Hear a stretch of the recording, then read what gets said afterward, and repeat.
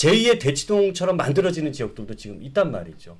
그러면서 저는 이렇게 앞으로 지금보다는 투자 수요가 많이 들어올 수 있을 만한 이런 좀 확실한 호재를 갖고 있는 지역들이면은 상급지라고 해서 이런 중심권에 이런 곳들이라면 좀 갈아타기도 좋을 것 같습니다. 네. 야채 많이 먹으면 건강하다는 얘기가 비슷한 거네요. 아니 앞에서 너무 좋은 거 많이 해주셔서 알겠습니다. 별로 할 얘기가 없었어요.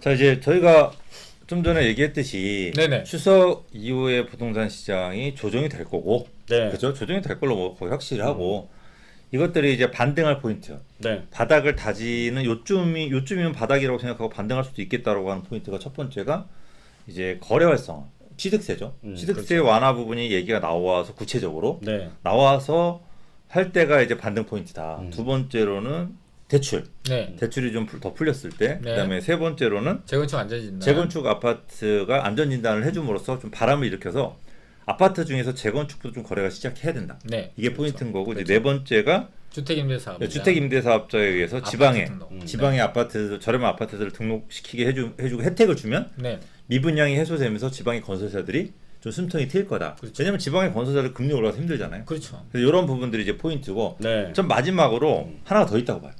어떤 거죠? 이 네 개를 다 합쳐서 네. 심리적인 요소. 아, 그렇죠. 이게 왜냐면 제일 크죠. 이게 심리적으로 사람들이 되게 중요한 게 네.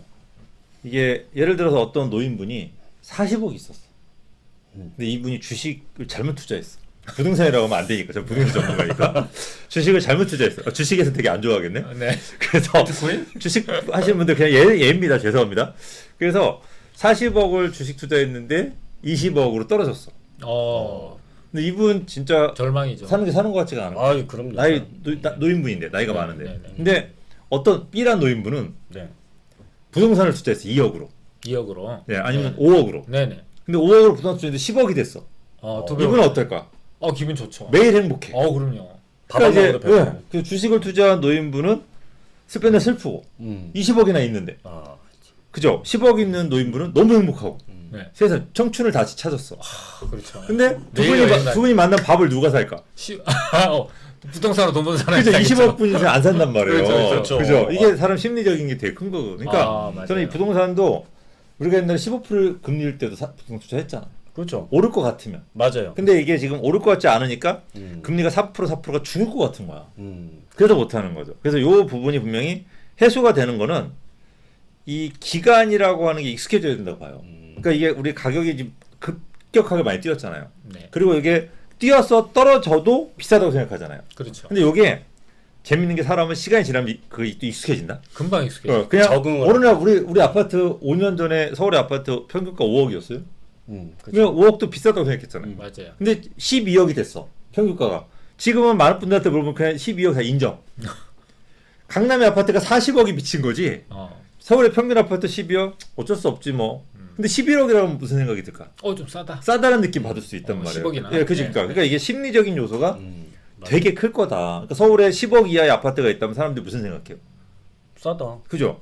한 6년 전, 7년 전 반포가 아파트가 10억이었어요. 그렇죠, 그렇죠. 그죠? 6년 안에 조금 더. 10억 안 됐었어. 네네. 근데 지금은 인서울에 10억 안 된 아파트 싸다고 느낀단 말이에요. 맞아요. 이게 심리적인 요소가 익숙해지고 또 오를 수도 있겠나라고 든다면 그 심리적인 요소에 의해서 실제로 어떤 게 되지 않아도 반등할 수 있다. 그렇죠. 라는 생각해서 저는 심리적인 요소 되게 크게 봐요. 자, 그래서 첫 번째로 자, 취득세. 네. 야, 이거 쉽지 않잖아요. 국회 통과. 이걸 정부세 국회 통과해 보니까 이 양반들이 진짜 무슨 남과 북 같아. 만만치 그죠? 않죠. 무슨 거기에 이렇게 383이 그려진 것 같아. 그렇죠, 그렇죠. 네. 이거 취득세 국회 통과 될 수 있을까? 그런데 저는 이 취득세가 내년 상반기 정도에는 좀 풀리는 조건이 만들어지지 않을까 싶어요. 내년 상반기에. 네. 연말 아니고? 네, 내년 상반기쯤에. 아까 회의 때 연말이라고 했던 것 같은데. 알겠습니다. 아니, 좀 양보해서. 예. 제가 그렇게 보는 게 지금 일단은 이 취득세라는 세금은 이런 지방세입니다. 국세, 지방세로 이게 세금이 나눠지잖아요. 네네. 양도세라는 거는 국세인데 이 취득세는 지방세예요. 그러니까 이 지방세라는 거는 이 지자체에 굉장히 중요한 세원이 되는 건데 이게 거래가 안 돈다라고 한다면 어디서 돈 나올 데가 없어. 쥐어 짜내도 나올 데가 없는 거죠. 그러다 보니까 민주당 의원들 난리 나겠는데? 그렇죠. 그러니까 지금 지방 쪽에는 대부분 차지하고 있는 게 민주당 쪽이 많이 갖고 있잖아요. 서울도 많아요. 그렇죠. 서울도 네, 많고. 그렇게 말하면 안 돼요. 예. 아, 예. 알겠습니다. 그러다 보니까 여기서 세수를 마련하기 위해서라도 올해 연말이면 굉장히 부지런히 앞으로 예산 편성도 하고 이런 것들 얘기가 많이 나오는 시점인데 이때 이런 얘기들이 진행이 되고 아마 내년 상반기에는 이 부분들이 반영이 돼서 그럼 취득세를 좀 풀어야 되지 않을까라는 얘기가 나올 수 있지 않을까 싶어요. 아니, 지방에 미분양 많은데 네. 그거 다 취득세로 들어오면 그 의원분들 좋아하겠네요. 그렇죠. 그치? 근데 거래가 돼야 되는 네, 거예요. 돈이 들어오니까. 네, 그리고 취득세가 이제 앞서 이제 얘기했지만 예산 편성이라는 게 연말에 보통 이루어지거든요. 그리고 예산 편성이 이게 취득세가 지방세라고 하지만 취득세가 많이 안 가져지면은 재원이 부족할 거 아니에요. 그럼 어떻게 돼요? 중앙 정부에서 지원해 줘야 돼요. 그럼 국세가 또 투입이 돼야 되는 상황이 되니까 나라 전체의 세원이 좀 부족한 상황이 되니까 이게 빠르게 좀 저는 연말 정도에 풀리지 않을까 이렇게 예상을 해봅니다. 그러니까 이게 미친 거예요. 취득세가 12%가 말입니까? 똥입니까? 진짜. 그죠? 그리고 이미 그 당위성을 잃어버렸어. 맞죠. 취득세 12%는 족세? 수갑 채운 거야, 수갑 부동산에. 그래서 이거는 네. 그냥 뭐 풀려야 됩니다가 아니에요. 이걸 알고 계셔야 돼. 진짜 역사에 이거는 남을 일이죠. 진짜 코미디. 그러니까 이거 빨리 정상화해서 아니 부동산이 떨어지든 뛰든 뭐 이거는 뭐 어떤 일이 있을 수 있지만 이렇게까지 비정상적으로 과대하게 그죠? 이게 만화를 그렸는데 몸무게 60kg의 사람을 머리 이만하게 그린 거예요 지금.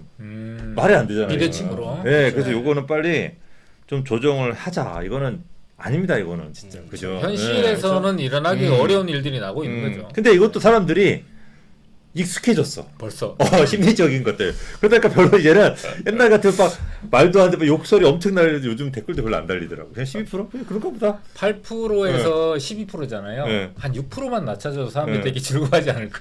그래서 진짜 네. 2%, 4%, 6%로 그것도 준 거예요. 맞아요. 2, 4, 6%, 그렇죠. 6도. 그러니까 빨리 50%는 낮추세요. 음. 그럼 그렇게 해야 된다고 생각해요. 그다음에 대출은 뭐 연말에 좀 연초에 좀 그죠? 총సం기 때문에 좀 더 보통 풀리거나 그렇죠. 네네. 좀 이제 금리가 어느 정도 안정화가 된 금리 올라가겠죠. 근데 언제까지 올릴 수는 없거든요. 그러니까 멈추는 시점에 네, 아니죠. 멈추는 시점에 결국 대출 금리도 좀 안정화될 거고, 네. 뭐 전세금 대출 금리 같은 경우는 정부에서 좀 보증해줘서 네. 실제 금리보다 훨씬 좀 떨어뜨릴 필요가 있고, 네네네. 전세 대출 받으신 분들 힘든 분들이잖아요. 그렇죠. 그분들 너무 대출 때문에 힘들어하니까 조금 더 안정화시킬 방법 해야 될 것 같고, 그 다음에 아까 의회 얘기하셨단 말이에요. 재건축 아파트를 안전진단을 많이 해주면 네네. 이 아파트 시장이 살아날 수 있는 변곡점이 될 수도 있다고 말씀하셨단 말이에요. 네네. 그죠? 그렇죠. 네, 그것도 약간 의외였는데, 아 의외예요? 예. 네. 아니 그 생각까지 못했어요. 아 네. 근데 이제 그게 되게 좋은 생각이라고 생각이 들어요. 그러니까 안전진단 같은 경우는 이제 앞서 얘기했다시피 법을 개정해야 되는 부분들은 이 정치적인 여러 가지 이해 득실 때문에 되게 난항이 걸리잖아요. 근데 이게 안전진단 같은 경우는 이제 시행령으로 고칠 수가 있거든요. 근데 시장에 이제 공감대를 조금 얻기만 한다면 이제 안전진단에 대한 기준을 완화하는 부분들은 아주 좀 간편하게 바꿀 수 있는 부분인데 이거를 연말까지 좀 미루고 있다라는 게 좀 저는 아쉬움이 좀 남는 것 같아요. 그래서 연말 정도에 이런 안전진단에 대한 기준이 완화된다면 재건축 준비를 하고 있는 단지들은 서울에 되게 많고 또 주택 공급이 필요한 상황이기 때문에 빠르게 주택 공급을 해야 되는 상황에 정부의 목적하고도 좀 일맥상통하는 부분이 있기 때문에 그런 부분이 좀 빨리 진행이 된다면 재건축에 대한 개발로 인해서 가격 상승에 대한 기대감도 시장의 가치 심리를 좀 반전시킬 수 있는 원인이 되지 않을까. 그렇게 되면 거래가 살아나고 전체적으로 부동산 가격도 좀 반전이 되는 포인트가 되지 않을까 싶습니다. 아까 추석 때 그 가족들이 모여서 네. 권kun대님이 전문가라고 부동산 얘기해주면 길어서 안 듣는다고 했죠. 지금처럼 네네. 길고 재미없게 얘기하면 안 들을 것 같아 나도. 아이. 근데 물론 권kun대님 팬들이 들으면 난리 나겠지만 그럼요. 쫓아올 수도 네, 있습니다. 조금 더 재밌게 해주세요. 네네. 그래서 알겠습니다. 지금 오세훈 서울시장이 네. 난리도 아니에요 지금. 목놓아 이렇게 기다리고 있어요. 뭘요? 재건축 빨리 안전시다 풀어달라고. 지금 이분은 청와대 아니죠. 대통령 집무실 쫓아간다는 얘기도 있어요. 이분은 진짜 똑줄 타요. 아, 네네. 왜냐하면 지금 서울의 입주 물량 부족이 엄청나거든요. 아, 심각하죠. 이게 지금 취득세나 뭐 대출이나 여러 가지 금리 인상으로 억지로 지금 눌러놓은 거예요. 그렇죠. 근데 이게 언제 터질지 모르는 폭탄인데 맞아요. 이 공급 부족으로 만약에 폭탄이 터져서 서울 집값이 또 뛰잖아요. 그러면 오세훈 서울시장 욕 바가지를 먹을 거 아니에요. 그러니까 이건 지금 네. 대권 놓이고 있을 수도 있는데. 그러니까 폭탄 터지기 네, 전에 이런 걸 엄청 풀어줘야 되는데 위로 가고 싶을 텐데. 그렇죠. 그래서 이거 지금 오세훈 서울시장은 다른 지자체장은 모르겠지만 네네. 이분은 지금 똥줄이 탄다. 네 지금 엄청 타요. 아니 제가- 그리고 제가 전화해봤다니까요 진짜. 네. 네. 아, 그 저도 같이 연락해봤는데요. 네. 이분 성향이 네. 개발파시잖아요. 그렇죠? 개발파. 네. 그렇죠. 개발파인데 개발은 우리 이전 정부처럼 막 부동산이 불 붙었을 때는 그거 발표를 못 해요. 그분이 하고 싶은 뭐 한강 르네상스 계획, 용산 개발 이런 거 못 한단 말이죠. 근데 지금처럼 이 가격이 빠지고 있고 하락기다 보니까 이런 개발이라는 걸 얘기를 해놔도 시장에 큰 영향이 없이 본인 의지대로 진행을 할 수 있을 거 아닙니까? 그러니까 안전진단하면 부동산 값이 폭등하는 일이 없잖아요. 그렇죠. 이제는. 그러니까 그렇죠. 안전진단을 이제 좀 재개발을 막 지정해줬다고 해서 아파트 값이 폭등하지는 않았잖아요. 그렇죠. 재개발로 지정된 빌라 값이 뛴 거지 그렇죠, 그렇죠. 아파트 값 뛰진 않거든요. 맞아요.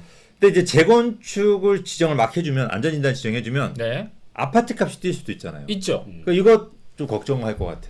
그래서 근데 네. 지금 같은 죄송합니다. 말 아니, 아니, 괜찮아요. 네. 지금 같은 시장에선 된다 이거 하죠. 그렇죠. 제가 정리를 한 거예요. 아 맞아요, 맞아요. 네, 그러니까 네네. 그래서 얘기하신 거잖아요. 맞아요. 역시 두 분은 임기응변에 강하십니다. 임기응변에.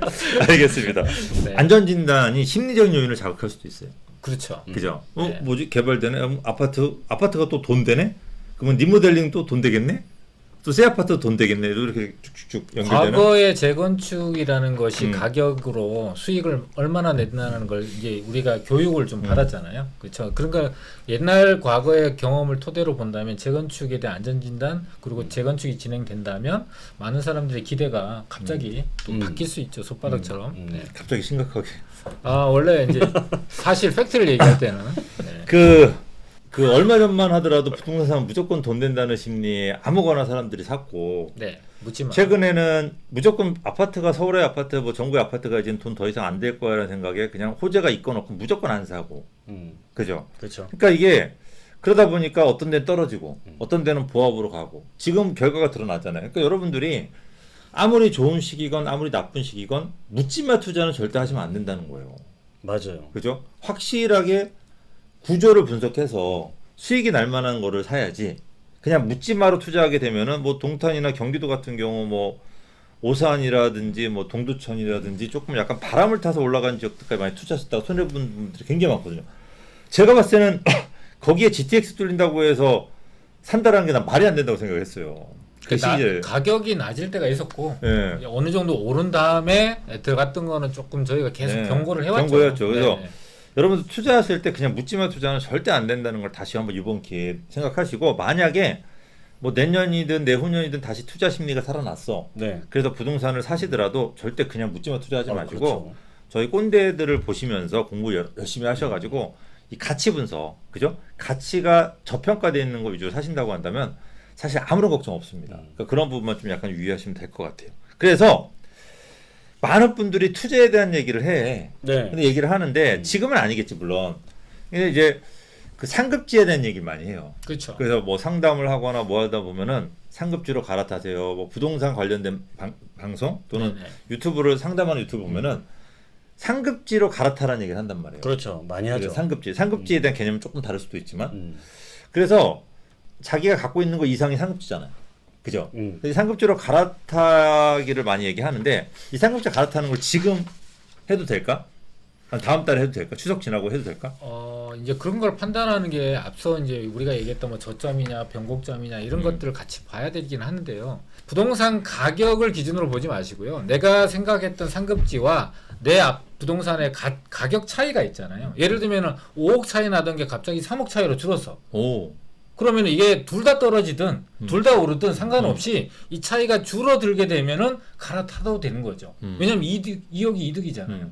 그렇죠? 두 번째로 같은 금액대 상급지가 있잖아요. 네. 그럴 때 전세 금액이 높은 지역. 잘 모를 때는 그냥 전세금 높은 그렇죠. 지역. 네, 그러면 갭이 적다는 얘기잖아요. 그러면 같은 내가 갖고 있는 아파트보다 상급지가 여러 군데 있잖아요. 그 중에서 갭이 작은 데로 선택을 하게 되면 전세금이 받쳐주는 지역은 가격이 안 빠져요. 거기에 제가 팁 하나 더 넣을 수 있겠다. 뭐? 이 두 개 중에서 네. 개발 호재가 있는 지역. 그렇죠. 미래가 나아지는 지역. 그 얘기를 네. 아, 요거 네. 괜찮나요? 요거 아주 좋네요. 네. 그 상급지 중에서도 네네네. 네. 그리고 상급지하고 비상급지가 5억 차이가 나던 게 네네. 3억 차이로 준다고 했잖아요. 네네. 그런 적은 거의 없잖아요. 거의 벌어지지 않았나요? 아니죠. 최근에 이제 과도하게 아까 이제 GTX도 얘기했고 네네. 재건축 같은 경우도 사람들이 곧 될 것 같았는데 안전진단 막 통과된다는데 원래 연초부터 얘기했잖아요. 그렇죠. 근데 아직도 안 되고 있잖아. 그럼 실망해서 사람들이 좀 빠지잖아요. 맞네. 자, 그런 데들은 가격이 줄어들게 그렇죠. 되면 붙어버리는 거예요. 그렇죠. 그렇죠. 그러니까 그게 기회인 거지. 이게 네. 여러분들이 아셔야 되는 게 하락기에는요. 네. 실수요자들이 많이 사는 지역 잘 안 떨어져요.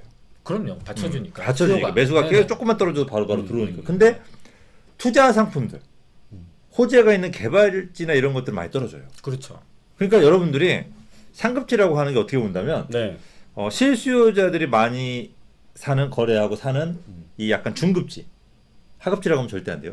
중급지를 팔고 개발 호재가 있었는데 그거에 대한 실망 매물이 나오는 상급지 여기를 갈아타면 되겠네요. 그렇죠. 그럼 가격이 줄었겠네. 네네. 굉장히 좋은 팁인데 제가 드린 건지 공무팀이 드린 건지 모르겠는데 굉장히 좋은 팁입니다. 합성. 알겠습니다.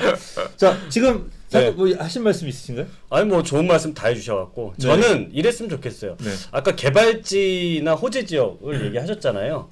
근데 호재 지역이라고 한다면은 저는 이제 우리가 쉽게 찾을 수 있는 거는 예를 들어 제2의 삼성동과 같은 지역들. 제2의 삼성동은 뭐 GTX도 들어오지만 뭐 어묵타운도 만들어지는. 그 다음에 제2의 대치동과 같은 지역들. 제2의 대치동처럼 만들어지는 지역들도 지금 있단 말이죠. 그러면서 저는 이렇게 앞으로 지금보다는 앞으로 더 우리 사람들이 계속 수요나 투자 수요가 많이 들어올 수 있을 만한 이런 좀 확실한 호재를 갖고 있는 지역들이면은 상급지라고 해서 이런 중심권에 이런 곳들이라면 좀 갈아타기도 좋을 것 같습니다. 네. 야채 많이 먹으면 건강하다는 얘기가 비슷한 거네요.